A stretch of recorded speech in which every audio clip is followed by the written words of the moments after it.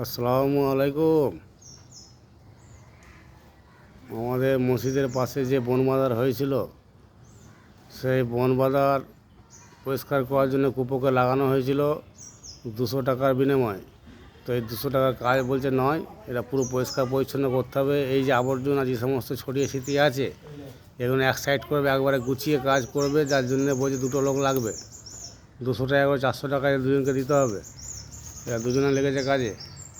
200 টাকায় গতকালকে কথা হয়েছিল। ও একা পারছে না, একা হচ্ছে না, কাজটা অনেকটা বেশি বলে ও বলছে একার দ্বারাই হবে না, সম্ভব নয়। কারণ সমস্ত বন বাজারকে টেনে হিঁচড়ে বার করে একদম পরিষ্কার পরিচ্ছন্ন করতে হবে। 2টো লোকের দরকার। তো 2টো লোক করার জন্য ওনাকে বলা হয়েছিল যে 2টো লোক তুই রেখে নিয়ে এসে তুই কর। দুজনে কাজ করছে। ওই যে একজন বনের ভেতরে ঢুকে আছে লগা নিয়ে, আর ওই যে কুপো মাছিলের উপরে বসে বন বাজারগুলো টানছে। এই কাজ শুরু হয়েছে।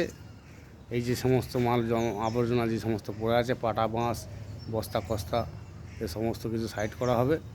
এক সাইডে রেখে পরিষ্কার পরিচ্ছন্ন করে এই কাজটিকে আঞ্জাম দেওয়া হয়। ভাই,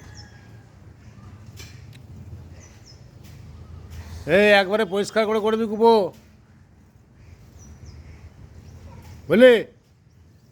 এই আবর্জনাগুলো একটা সাইড করবি, জামাইকে বলেছিস তো? এই আবর্জনাগুলো সাইড করতে হবে। হ্যাঁ, আর পরিষ্কার পরিচ্ছন্ন জায়গা রাখবি একদম।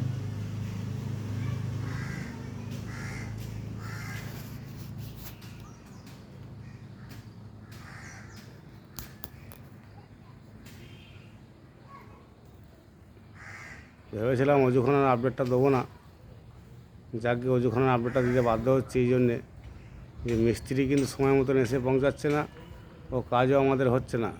অজুখানা যে আমাদের কাজ আধা আধুরায় রয়ে গেল, এই কাজ আর এগোচ্ছে না। ঠিক আছে, এগিয়ে নিয়ে যাওয়ার যে কাজ, সেটা আর হচ্ছে না।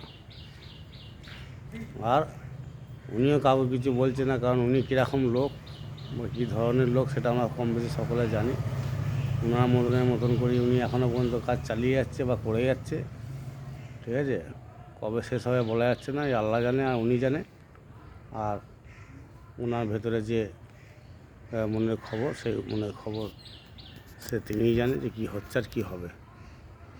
অজুখানা করার যে উদ্দেশ্যে কাজে লেগেছিল, আজকে প্রায় 4 মাস হয়ে গেল। 4 মাসে এই কাজ সম্পূর্ণ হলো না। অজু করার খুব অসুবিধা হচ্ছে প্রত্যেকটা মানুষের। বাথরুমের ভেতরে অজু করছে, সবাই নিয়ে ধুয়ে একাকার হয়ে যাচ্ছে।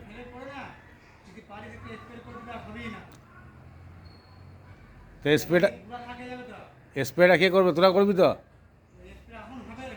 স্প্রে কেন এখন হবে না? টেনে দিয়ে স্প্রে করে দিবি, পরিষ্কার পরিচ্ছন্ন করে দিয়ে স্প্রে মেরে চলে যাবি।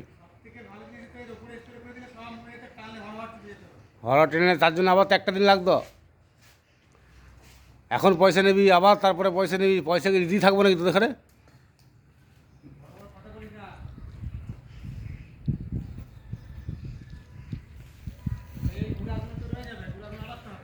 আরে হলে পরে আবার সাফ করবি, আবার তো পাবি পয়সা।